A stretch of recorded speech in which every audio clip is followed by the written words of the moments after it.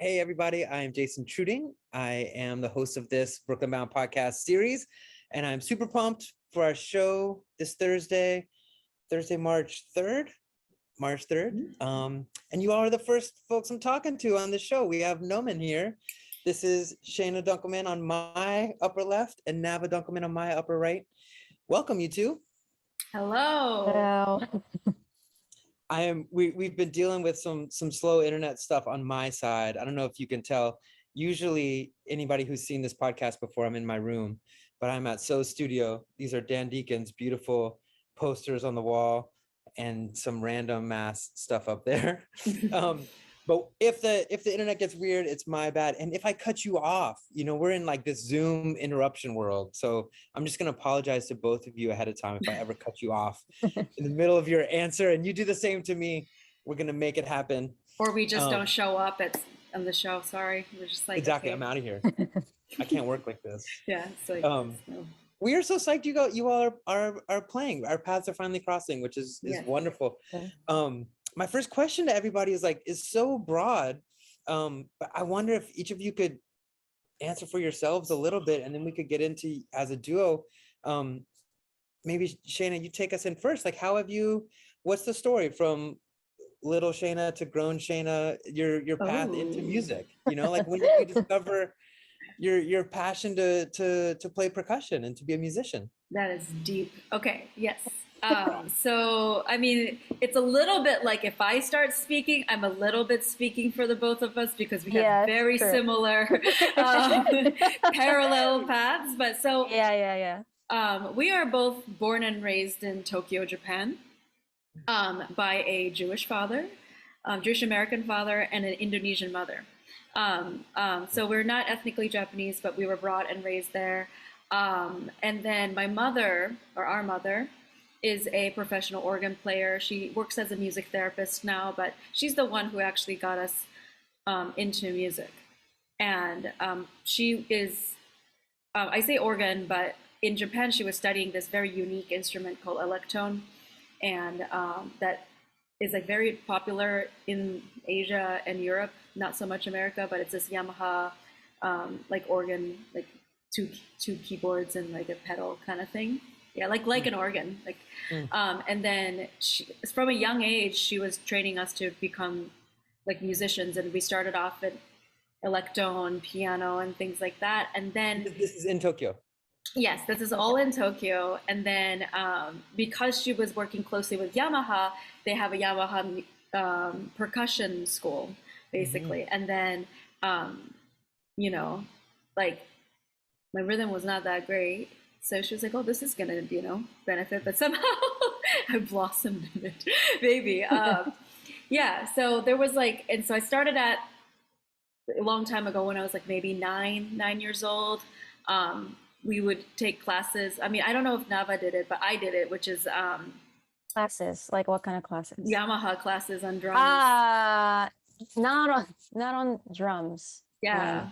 No. So it was these like classroom of like, I want to say like 10 boys, me, and then 2 drum kits, bunch of different percussion, and we'll rotate. So it's like it's like drum set, shaker, cowbell, bongos, triangle, drum set, so that it was just like kind of that. But I did learn a lot. And then my mom started touring, like doing she played a lot of Indonesian inspired or Asian inspired music, and I kind of got interested in gamelan, and we will play together sometimes, like her music. And then, after a little while, recruited my sister to join the cult, and it was like a family band for a while. So your mom was writing the music for electone, is that what you're saying? Yeah. Electone and percussion. Well, I was writing the percussion parts, but yes, correct. Yeah. Amazing. And trio. Sometimes it was trio or sometimes.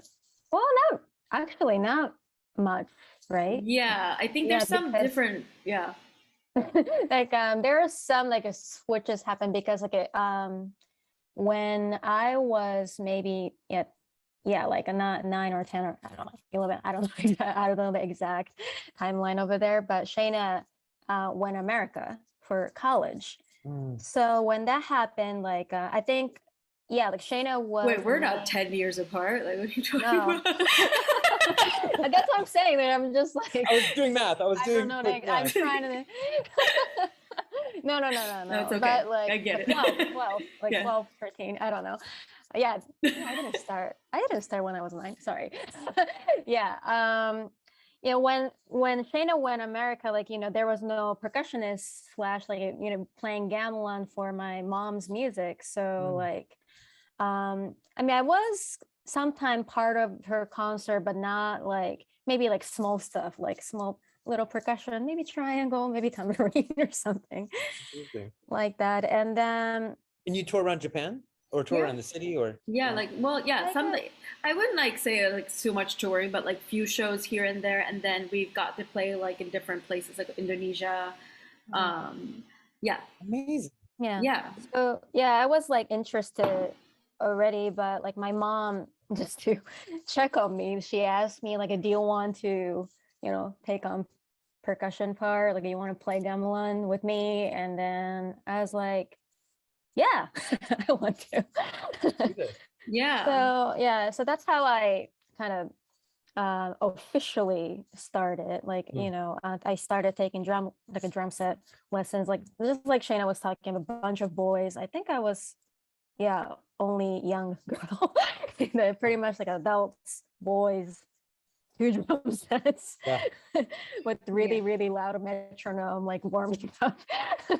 You know, yeah. And so cool. Yeah, and I think I'm sorry. Like no, I feel bad doing this cutoff thing. There's so many fun connections that I just want to shout out. Like, so my sister lives in Tokyo, and she's lived in Kyoto since 1989. So like basically, she's 10 years older than me, but most of my life, like from when I was 12, I guess, she's been in Japan. So it's been awesome for me to go over a few times. And I lived in Tokyo for summer and studied marimba, and like it's a moment and a musical culture that I'm so into. And I didn't know. Then the only other place I've really been to study was Bali. I went for a summer to study in Bali as well. Yeah. So I need to get more in touch with my gamelan college roots. But I went actually to meet my sister and to just travel for a summer. And my gamelan teacher just walked into the bank that I was at, like totally randomly. Amazing. And he was living in Tabanan, like outside of Denpasar. And anyway, that's I have a love of gamelan too, but I both of those things are a bit nascent for me right now. Not the love, but the practice. But I had no idea of these connections. It's so fun. Yeah, I think that was like the inception, and then I started kind of getting into it. But obviously, like I think, it just became my own interest a little bit, because I was already in maybe in junior high, middle school when I even started playing with my mom. I was very young, but then I kind of got interested, and then I went to high school, and I was playing clarinet too at school bands and stuff. It's very nerd, total nerd vibes. And then I was gonna continue. That, but the percussion section looked so cool in the high school, school band, and I kind of was just like, well, you know what? I've been already playing, taking drum lessons and playing for my mom, but why don't I just take this a little more seriously? And then I had no idea, because I went to the high school for a completely different discipline in my mind. And then I joined the club, and I think I did not know that the percussion ensemble there was competitive. And then I was like, oh, this is a vibe, and then that's when I got into Steve Reich and music for percussion, and first time heard cage music and all these other contemporary percussion. Is wow, I had no idea these existed. And then that's how it all kind of started. Am I doing the math right? So Shayna, you're 5 years older than Nava? 6, 6 years older. So you came to the States for college. Yeah. And was that, did you come to New York or were you studying? No, I went to Mills College in California to study with Willie Wynant. Yeah, a little more in the avant-garde side, because then I took like all the classical percussion, or modern classical pieces, and I wanted to be like, what is out there? And then that's kind of where I came, ended up. That's amazing. Just this morning we were rehearsing with one of my oldest friends, Cenk Ergun, who I met at Eastman, but he went out to study at Mills and play with Fred Frith and Alvin Curran and that whole scene, and work with Willie Wynant, and that scene's amazing. It's such a special place. Yeah. So and then just to continue your line really quickly, did you hang in Oakland in the Bay Area for a while, or for a little bit? Yeah, for a little bit, like maybe like I went to college like 4 years, and then stayed around for 2 to 3 years, and then decided, like, you know what, New York is calling, let's just take a chance. I had like a residency like lined up, and I wanted to just see how that was going to play out. And a few gigs lined up too. So here I am. Awesome. Like a decade later. Yeah, you've been here for about 10 years, is that right? Yeah, it's like something, cool. A little bit over, 12, something like that. Awesome. Amazing. And so now, but you, what was did you just hear about how awesome the scene was in New York and said, I got to come check it out? Or did you come over for college as well? Or what was your no, actually I moved to New York like almost exactly a year ago. Awesome. Welcome. Amazing. Or 1 year. So a pandemic move. It was a pandemic. Yes, like really, before vaccination, and then I wanted to change. Were you in Tokyo up to that point? No, actually, I kind of like took a little similar like a track as Shayna, but like I guess like something maybe different is, I mean, I went to college. I went to America for college, like same age, like after high school, and but first I went to like Humboldt State University, like where my brother actually went as well, because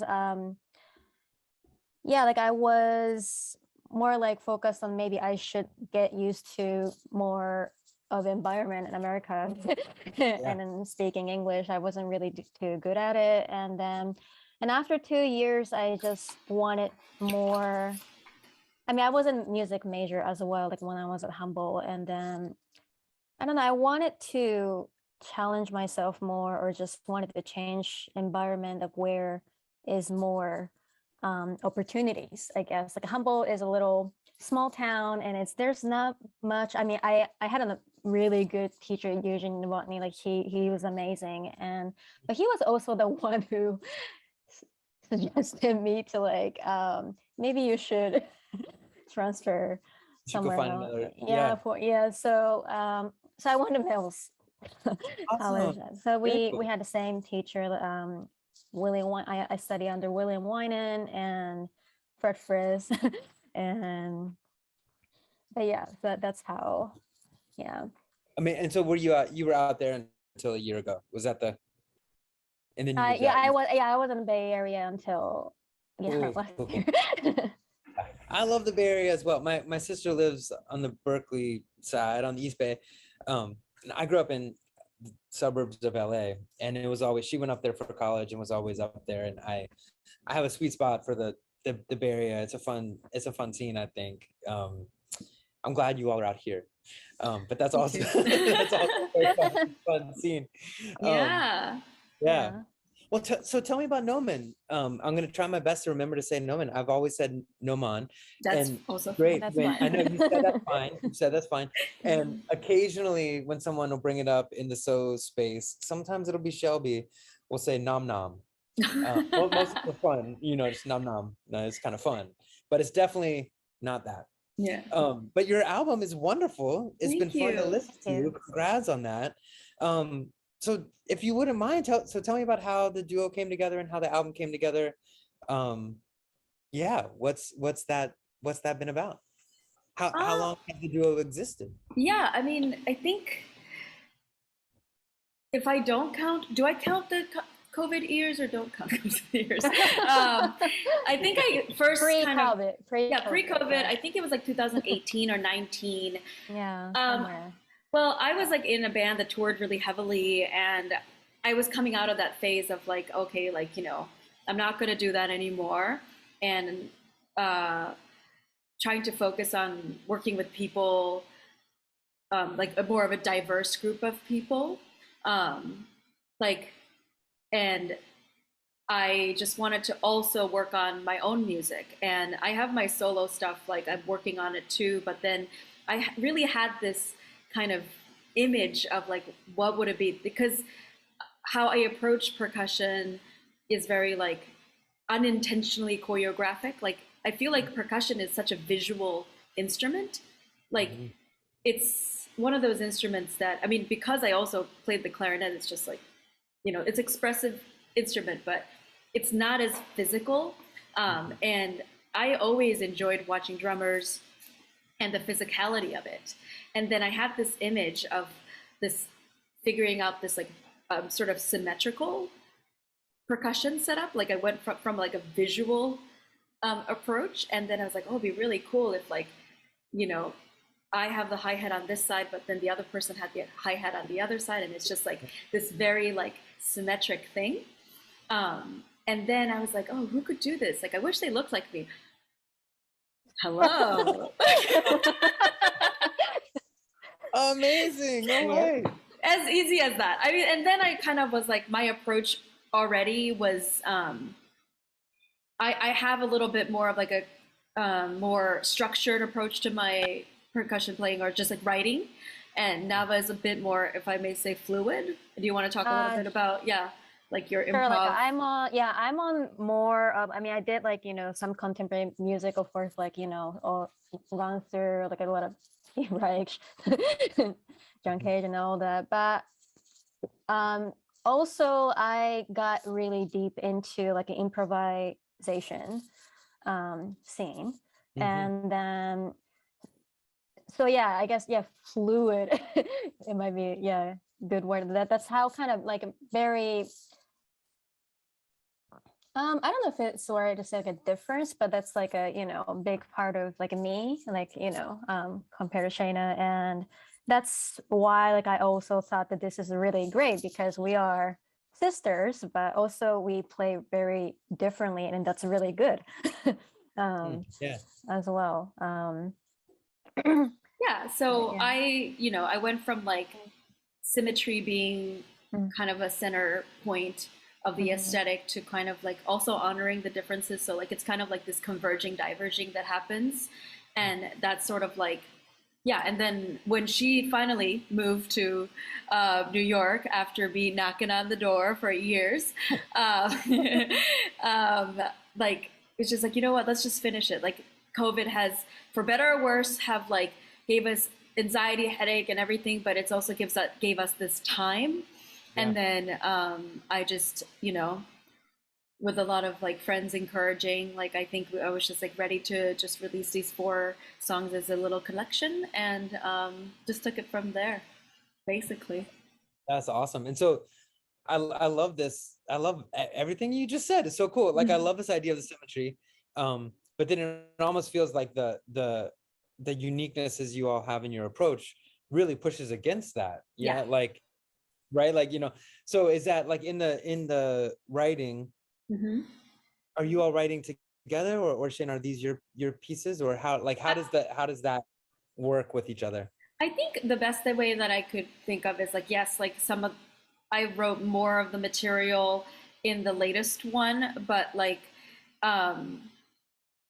I would say that because I utilize a lot of her improvisatory and sort of spontaneous compositional skills to be part of the creative process, that there is definitely a collaborative element to it. And then there's one song that like she came up with this like bell phrase, and then I kind of turned that into an electronic thing. And I could see it being more collaborative in the future, just like this happened to be a little bit more like Shayna heavy, just because I produce the electronics, and you know, those are kind of like very present in the tracks. And but I think there will be more sort of like collaboration, or at least like more switch in instigator roles, like that. Something like that. Yeah. That instigator, that vocabulary is very cool and very feels very improvisatory in a really cool way too, right? Like he's pushing it. That's very cool. So Nava, for anybody who's going to be able to come out to the show, which very few people still are going to make it out to our space. We're still doing the COVID chill thing, but for anybody who's going to watch it online on the 3rd or afterwards, what kind of setup are you working with? Like, what does Nomon look like when you're set up? Let's see. I'm trying to think. Do you dress the same? I'm trying to think of like, what's that amazing band? We're still talking about it, but we like tend to like dress the same. There's the music. Yeah. Lucius is what do you guys know Lucius? Lucius. That sounds familiar. Lucius. No. Check out Lucius. When you just said the symmetry thing, I mean it's very much indie rock. I'm gonna check it out. Awesome. Yeah. They're not sisters, but they dress exactly the same purposefully. It's like yeah. I mean, we actually have been doing that, but we haven't really decided what to. But we're just talking about what should we wear? Just yesterday we were just talking about it. Yeah, we were too busy trying to work out like technical kinks that like we were like, oh yeah, we should talk about what we were gonna wear, huh? Like wait, like what are we wearing? Like, should we wear the one we like always wear, you know? Yeah.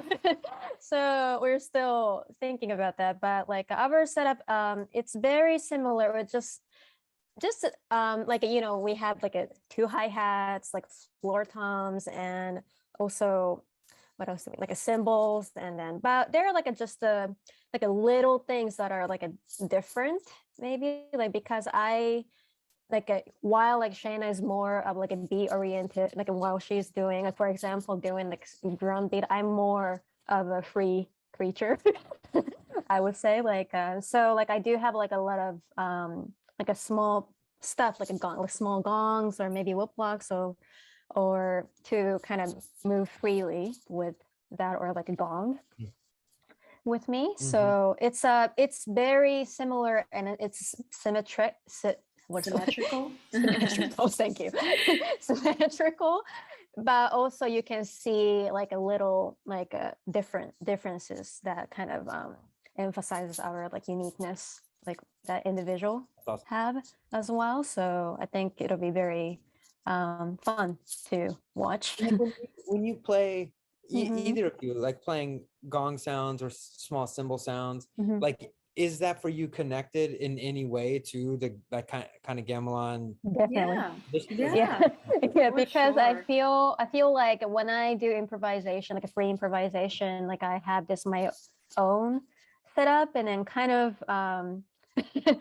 yeah, there are a lot of circles, like a lot of medals, and then a lot of gongs and the cymbals, and then so definitely like in a way like I mean, maybe part of it intentional, also like an unintentionally, like it's like really affecting culturally and how I grew up with those instruments. And then just I feel very comfortable in that sound world, like a singing bowl or like a gongs, and then just a warm sound. Yeah. Yeah. We're going to try to present as much of a diverse 15 minutes as possible. Yeah, we have like a very neat electronic setup as well. I think this is the part that like I love about Brooklyn Bound, and it allows you to kind of like experiment with things. And I have this modular like synthesizer setup that uses I put contact mics on some of the percussion instruments, and that it turns like the audio signal into triggers, and that triggers like other synth sounds. So I've been like wanting to try this with us because I've tried it by myself. So it's like a really great opportunity to like, experiment and show like new ideas. Percussion sounds, what's the word I'm looking for? Like input it into the mod synth. Like the yeah, it's all hardware, and like it's like 4MS is the company that makes it, but it's called like what was it? It's called like it's like something. It was like very percussion trigger or something like that, where it really is like just like you have a contact mic attached, and then turns that audio signal, which sends to a sampler inside the modular synthesizer, and then it triggers, and like cool. Yeah, it's very fun and like a really warm sounding, and yeah, you'll see it. Yeah. That's amazing. I can't wait to see it. And I love that we do think of Brooklyn Bound still as a space for people to try things out. Mm-hmm. So of course we'd be totally psyched if you were just playing your collection if you were playing your album. But the idea that you're trying new things out is really kind of exciting. Yeah.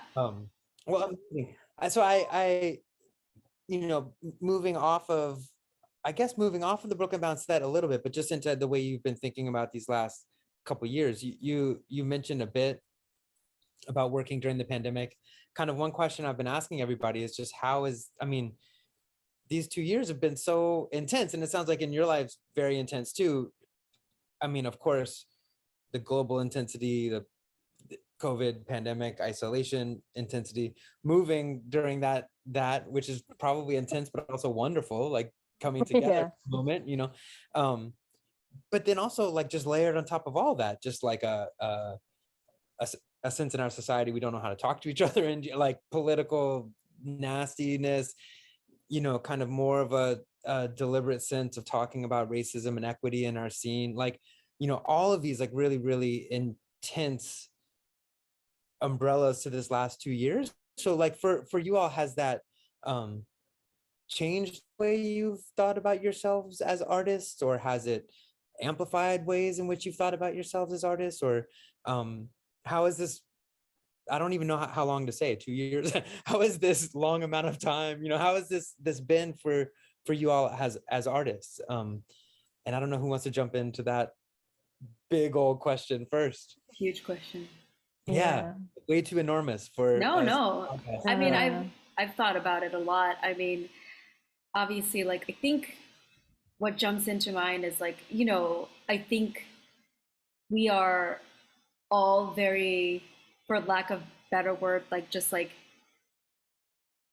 enslaved this system of freelancing and trying to go, and like, you don't have any time to stop. And then this was just like yanked out of you. Like basically you can't even do anything.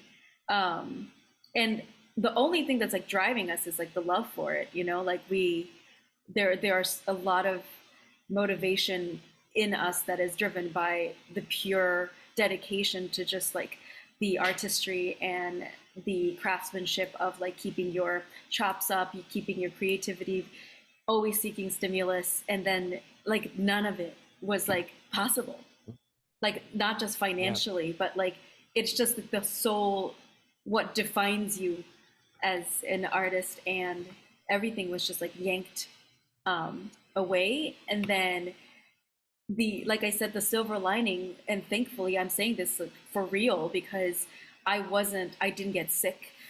I didn't have any immediate family die. I think that's just alone a blessing, because as much as I wanted to complain about how miserable it was to like work towards something and have like 2 years just like vanish, like I think I was in a very fortunate position. And I don't know if this was the experience, but I feel like, especially in New York, I do feel like a lot of organizations stepped up, like in terms of supporting artists. And I just was so touched by how much like grants and like emergency funds were there to kind of push people to like do some amount of art. And I wrote that piece. Jennifer Cole, the violinist, had that Alone Together, that commission for like, I did one of those, and I think I wrote like there's like all these sirens outside, and like, but writing for, and I didn't know how to write for violin really, but then Duyun, my really good friend, like recommended me to do this. And Angelica is like my best friend, and I would call on Heck. I was like, "Is this notation right for violin?" Because I have no idea, you know.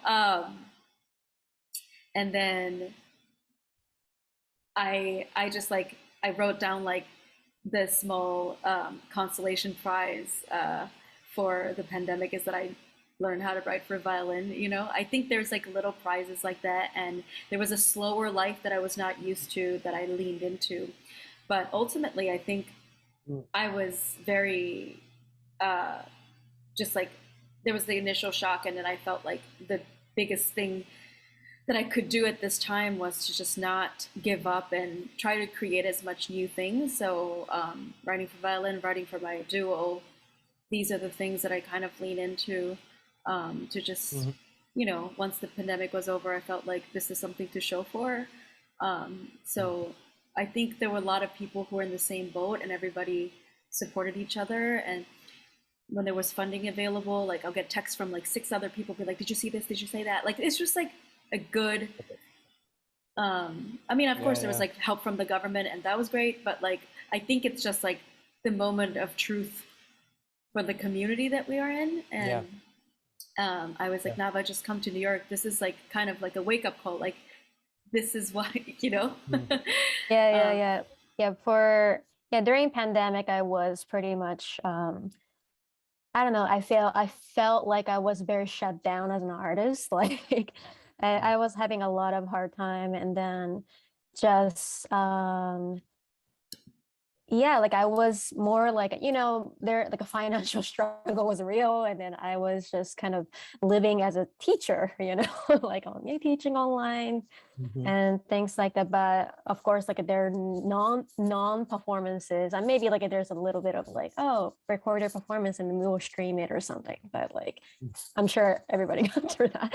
But you know, but after a while, there's just like just some big changes happen, and I just had to like kind of like force myself to like change my environment, and just like I gotta change something, and I want to focus on like what I am like as an artist and a musician, and just what can I, you know, I talked to Shayna like about it, and then, you know, and then come to New York, and I was like, yes, let's do it.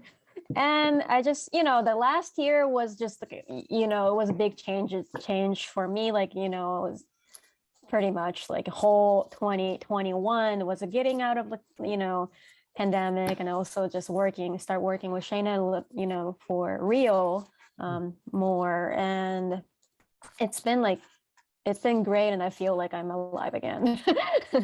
As yeah. So yeah.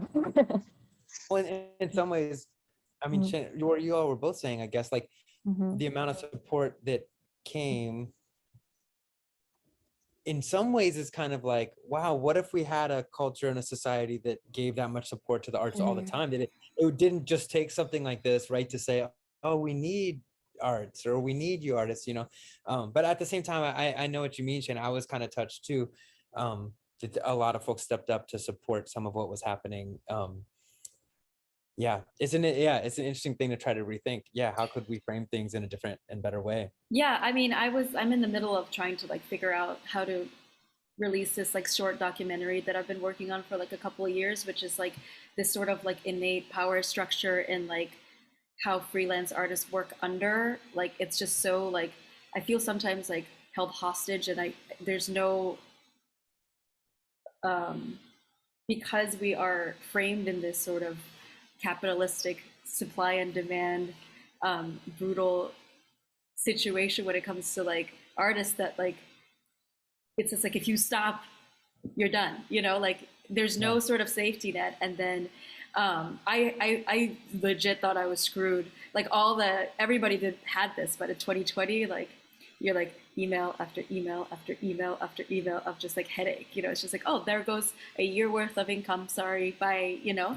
And I really was freaked out. Like I was like, okay, how to do this? And then like things kind of started to like work out, but like it took like I was like filming in the documentary, and I said something like, yeah, it took a pandemic to get unemployment, you know? It's like, I'm not saying that I need it all the time, but like maybe there could be like a disaster unemployment or some sort of system that's already built in. And I'm not even talking just about artists. Like I don't think that just artists deserve that, but any gig worker, just like yeah, there's a system. Like I'm all here, but I think there's some learning that has happened. There's some structures that are changing. I could see, and I think that's the only thing that's just like you live and learn and try to give it forward. And I think I feel the same way about like if I have an opportunity and I can help people, like I think that will be a start to have the conversation and just push forward.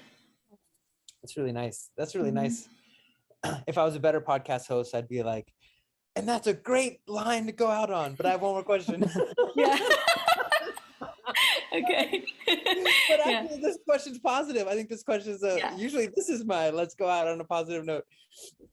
I always frame it in this way, and I mean, you all being sisters, I wonder, you know, what this means for you all. But you know, so there was for me, like I have my family, like Beth and my I have 2 kids, like that's really my family. But so is also a family, you know, like we're like we spend a lot of time together, and like the kind of we've built up this kind of family, these family stories, you know, the gig where this happened, or the car ride this happened, or the, you know, and those stories get told to each other over and over, and they kind of change probably. They, you know, they turn into kind of like I don't know, some kind of little lore or whatever, but it like helps the band tour, and it helps the band stay together and stay positive in hard times, you know. And there was like a year or year and a half where we saw each other like 3 times. It was insane. So we like started to, as we've toured again, we started to think about these stories a bit as the kind of glue, you know. So pre-pandemic, like, I don't know if you have a story that each of you all could share, either about the duo, or it sounds like you were starting to tell some really great family, you know, family band stories, you know, just about touring with your mom. And that was like amazing. Just some memorable experience that you all had on stage. It could be a particularly fun experience. It could be a particularly, you know, triumphant concert, you know, or sometimes for so it's the thing that went incredibly wrong in front of a lot of people. Oh my God. You know, or the like, you know, or the show that, you know, you were playing for 3 people, and by the time it was done, there were no people left. You know, I mean, like really, like, you know, any story is a good one. But just like a pre-pandemic sharing music with others story to take us out. Oh, that's like it was just so many like memories, I suppose. I mean, I'm very much enjoying what we have right now, and like being able to just like share the fact that like, I mean, I don't know, we were like, I think she said earlier, I mean, but maybe it's just better to think of something funnier. I'm not sure. Let me think.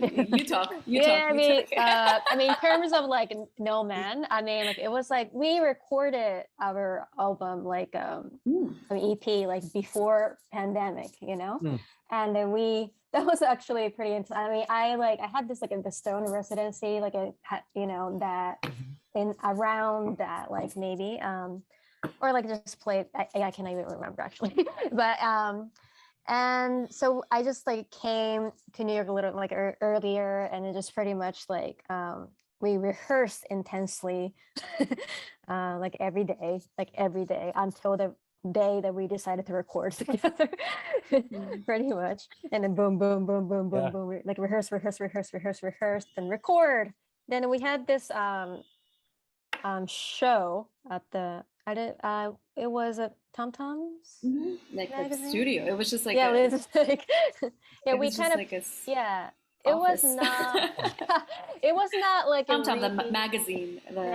Oh yeah. It was not really like the showcase. Yeah, it's like it was a showcase. It was kind of held in privately in a way. Like we just sort of invited our friends, and like kind of small, and I don't know, just simply it just felt great. I don't know, that was like our first time performing together, so that was just you know, kind of important day for me. Awesome. Yeah. That's a great. But I can't think of, I mean, we're kind of nervous, right? Too, because it was like a first time like doing it. Like I'm not really like used to, I've been always playing acoustic, you know? So like there's like some like electronic thing that's like maybe I had like a trigger or like a slow down or something. I was like very nervous about it. Yeah. Like, can I do this? Like, totally. Yeah.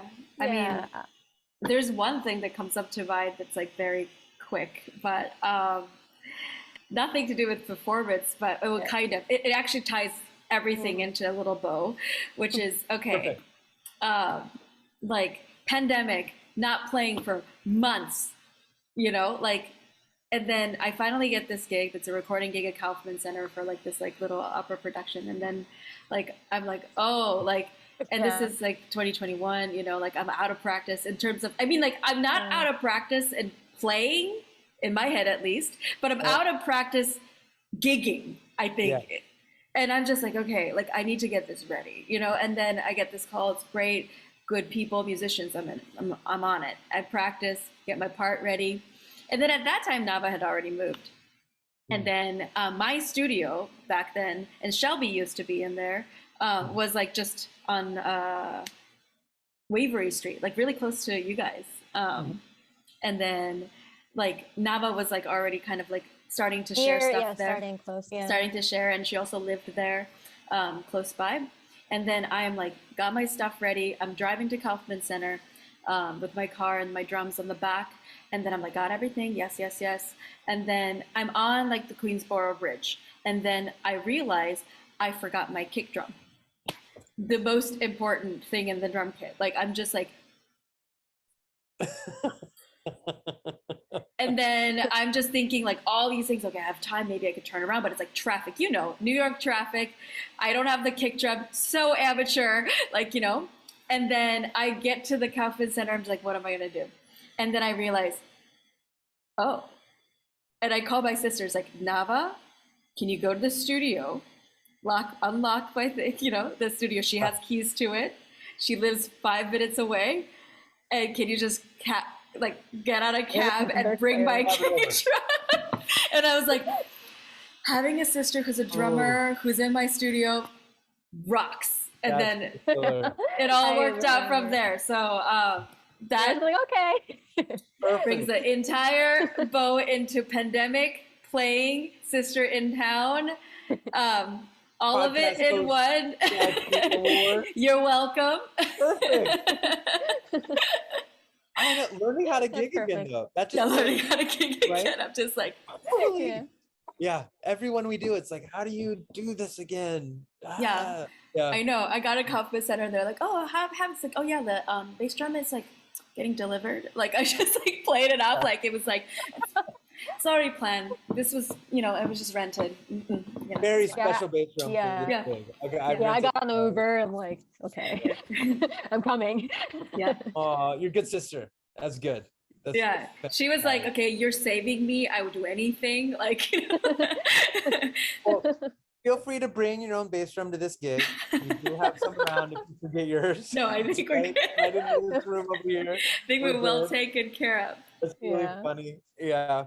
Well, we are so excited that you all are playing. Thanks for making time for the show and making time to chat right now. This is lovely, and hopefully this is the first of many more times crossing paths. Sounds good. Yeah,